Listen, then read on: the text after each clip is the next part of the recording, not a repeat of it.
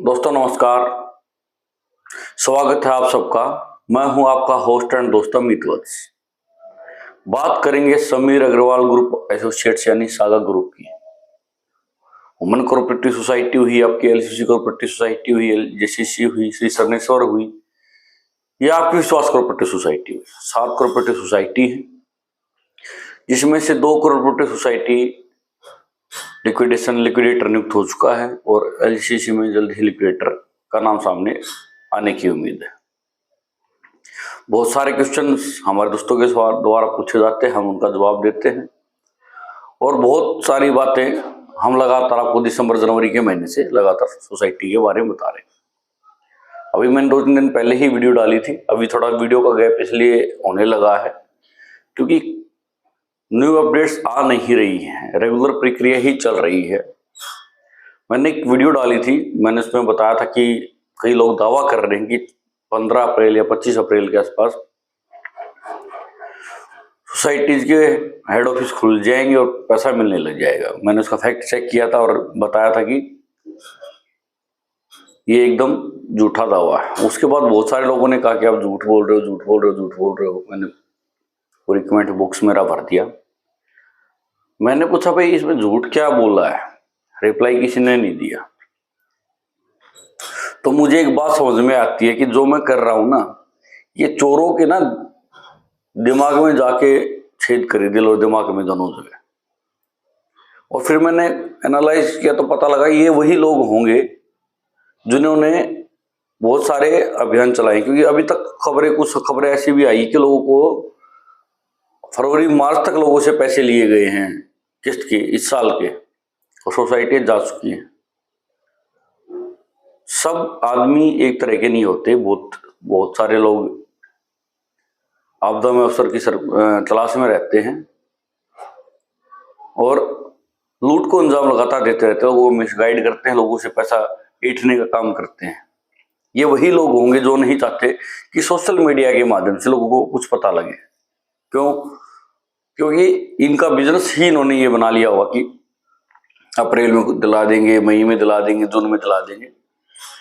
तो इसलिए इस प्रकार के कमेंट्स कर रहे हैं। ये हमें क्या करना, उससे हमारा काम आपको जानकारी प्रोवाइड कराना है, तो उसी की बात करते हैं। मैंने बताया था कि ह्यूमन कोऑपरेटिव सोसाइटी हरियाणा में बहुत बड़ी हलचल चल रही है। एसआईटी लगातार जांच कर रही है और बहुत सारी गिरफ्तारियां हुई हैं। गिरफ्तारियों का खुलासा अभी तक एसआईटी तरफ से किया गया नहीं है। हो सकता है वो जांच को प्रभावित कर सकते हो, इसलिए उन्होंने नहीं बताया। लेकिन मैं आपको बता देता हूं, जो टॉप 5 नाम हर एफआईआर में आते हैं उसमें से एक बंदा गिरफ्तार हो चुका है। नाम का खुलासा इसलिए नहीं कर रहा हूं क्योंकि अभी तक कंफर्म नहीं हुआ है। सूत्रों के हवाले से पूरी खबर है, 1 या 2 दिन में पता भी लग जाएगा। उसके बाद मैं नाम का खुलासा कर दूंगा। जिस नाम का मैं बंदे का नाम ले रहा हूं ना, वो एलसीसी में भी मोस्ट वांटेडों में है, एलजीसीसी में भी मोस्ट वांटेडों में है। यानी जो 4-5 सोसाइटी और जो कार्य करती थी, सब में मोस्ट वांटेड है और हर एफआईआर में उसका नाम आपको मिलेगा। तो दोस्तों ये एक बड़ी अच्छी पहल है। और मैं बता देता हूं, इसके अलावा सूत्रों की माने तो बहुत सारे लीडर्स फरार चल रहे हैं।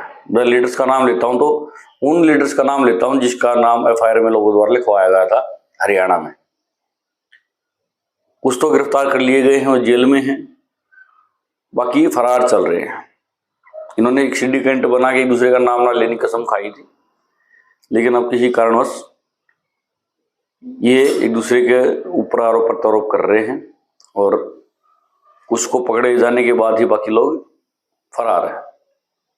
इसके अलावा दोस्तों एक खबर और आई है एलसीसी ललितपुर से। ललितपुर सबसे पहले कार्रवाई करने वाली पुलिस है। इस मामले में बड़े बड़े खुलासे किए थे रवि तिवारी और बड़े बड़े लीडर्स को उन्होंने गिरफ्तार किया था।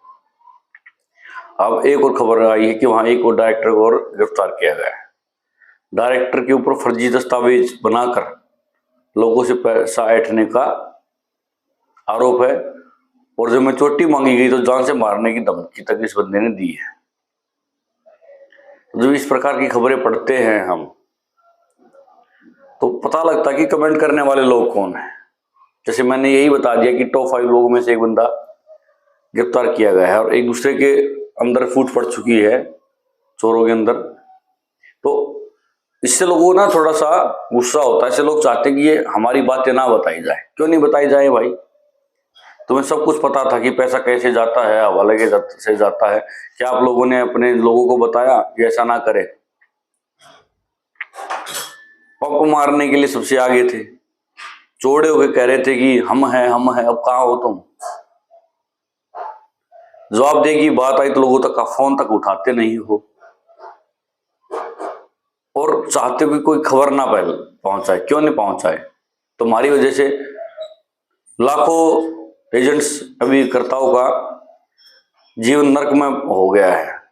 तुम्हें सब कुछ पता था लेकिन तुमने किसी को बताया नहीं, तुमने अपने घर भरे हैं। जो आज डायरेक्टर पकड़ा गया है वो कंप्यूटर ऑपरेटर से डायरेक्टर बना है। तो सोचिए उसने कितनी जल्दी तरक्की की और कितना पैसा उसने कमाया होगा। और जब जवाबदेही की बारी आई तो छिपते फिरते हैं। दोगले लोगों को यही पहचान होती है। लेकिन दोस्तों आप घबराइए मत, हम लगातार खुलासा करते रहेंगे जब तक हमारे शरीर में प्राण है, रुकेंगे नहीं। और बड़ी सी बड़ी अपडेट्स आपको हम ला के देंगे हरियाणा में जल्द ही। जो और लोग हैं जिनकी गिरफ्तारी की मांग लगातार कुरुक्षेत्र में भी की गई थी, उनको भी धरपकड़ शुरू हो चुकी है, लेकिन अभी वो फरार है। जल्दी ही वो भी पुलिस की गिरफ्त में होंगे। कितने दिन भागेंगे? बकरे की अम्मा कितने दिन खैर मनाएगी? एक दिन सब गिरफ्त में होंगे और उनको इस लूट का हिसाब देना पड़ेगा। इसके अलावा दोस्तों एलसीसी कोऑपरेटिव सोसाइटी आपकी उत्तराखंड में भी अभिकर्ताओं ने, जो महिलाएं हैं, अधिकतर एजेंट्स महिलाएं हैं, उन्होंने सीएम पुष्कर धामी से मुलाकात की है और अपनी व्यथा बताई है। उसके बाद सीएम साहब ने ऑर्डर के आदेश दिए हैं। बिहार में भी भुगतान आंदोलन को सहारा आंदोलन की तरह यूज करने की कोशिश की जा रही है, जैसे उत्तराखंड में की गई थी। माफ कीजिएगा, झारखंड में इलेक्शन के टाइम पे सहारा इंडिया वालों ने किया था, वैसा ही प्रयोग आजकल बिहार में चल रहा है वुमन कोऑपरेटिव सोसाइटी को लेकर। वहां भी लगातार मन सजाए जा रहे हैं और भुगतान की मांग की जा रही है। इसके अलावा सहारा इंडिया के लोगों का भी इनको साथ मिल रहा है। सहारा इंडिया के लोगों ने पीछे जंतर मंतर धरना प्रदर्शन किया था, जिसमें बिहार से 5 सांसद शामिल हुए थे, जो कि अपने आप में एक बहुत बड़ी बात है। अगर हम लोग सहारा इंडिया के लोगों के साथ समन्वय बिठाने में कामयाब रहते हैं तो ये बहुत बड़ी जीत होगी, खासकर बिहार के लोगों की। इलेक्शन का समय है और इस मुद्दे को और ज्यादा हाईलाइट करके आपका पैसा वापिस निकालने का रास्ता तय किया जा सकता है। इसके अलावा दोस्तों एक खबर और पक्की हो चुकी है कि समीर अग्रवाल दुबई में है। लगातार हमने 5-7 जो जिले की पुलिस है उन्होंने लगातार स्टेटमेंट्स दिए, चाहे हरियाणा पुलिस स्टेटमेंट दी, उसमें उन्होंने कहा था कि वो दुबई में है। आज ललितपुर में भी यही स्टेटमेंट आई कि वो दुबई में है। और आपको बता देता हूं ईडी और सीबीआई इसमें कार्रवाई कर रही है। ईडी ऑलरेडी प्रॉपर्टी अटैच कर चुकी है और जल्द ही हरियाणा में भी आपको ईडी की कार्रवाई देखने को मिल जाएगी। इसके अलावा दोस्तों जो और दोस्त हैं अलग अलग सोसाइटीज के, उनके भी हमारे पास कई बार फोन कॉल और मैसेज आते रहते हैं और पता करना चाहते हैं कि क्या हुआ। तो हमने कई बार बताया है कि आप अपने एंड पर विरोध प्रदर्शन शुरू करना कीजिए। आपकी जो पुलिस थाना नजदीक, वहां आप शिकायत करना शुरू तो करें, तभी तो गवर्नमेंट को पता लगेगा कि ऐसी कोऑपरेटिव सोसाइटी ने भी लोगों के साथ फ्रॉड किया है। और इसके लिए आप एक सिंपल सा तरीका है कि VI-6 फॉर्म भर के सेंट्रल रजिस्ट्रार को भेजते रहे। एलसीसी और ह्यूमन कोऑपरेटिव सोसाइटी के लोगों को तो भरना नहीं है। इसके अलावा जो बाकी कोऑपरेटिव सोसाइटी बचती हैं उनके लोग VI-6 फॉर्म भर के, माफ कीजिएगा, VI-6 फॉर्म भर के सेंट्रल रजिस्ट्रार को भेजते रहें और एक ऐसा आएगा जैसे एलसीसी और ह्यूमन प्रोटेक्शन ट्रस्ट ने कार्रवाई की है, आपकी सोसाइटी पे भी उनको कार्रवाई करनी पड़ेगी। तो दोस्तों आज की वीडियो में इतना ही। आपका साथ हमारे लिए बहुत महत्वपूर्ण है। आपका क्या मानना है, जो ये नेगेटिव कमेंट करने वाले लोग हैं, क्या ये इस पूरे सिस्टम के जिम्मेवार है, इस पूरे घोटाले के जिम्मेवारों में से एक है, या वैसे ही ये पहले ही कुछ सोच लेते हैं, मन में जिसका शिकार हो जाते हैं, पूर्वानुमान बोला जाता है उसको, उसके शिकार हैं। तो दोस्तों आज के वीडियो में इतना ही। कमेंट के माध्यम से आप अपनी राय रख सकते हैं, आप अपने क्वेश्चन जरूर रखें। मिलते हैं आपसे नेक्स्ट वीडियो में, तब तक के लिए चैनल को सब्सक्राइब कर दें, बेल आइकन जरूर दबा लें, ताकि ह्यूमन कोऑपरेटिव सोसाइटी हुई, आपके एलसीसी कोऑपरेटिव सोसाइटी हुई, उससे रिलेटेड कोई भी ताज़ा जानकारी आती है आप तक पहुंच सके। नमस्कार।